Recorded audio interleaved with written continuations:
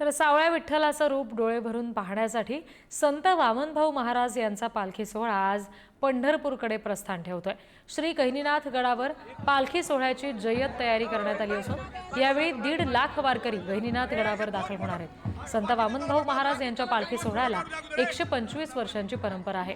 आज दुपारी 2 वाजता पालखी सोहळा पंढरपूरकडे प्रस्थान करेल आणि 10 दिवसांच्या मुक्कामानंतर पालखी पंढरपूरमध्ये विसावेल।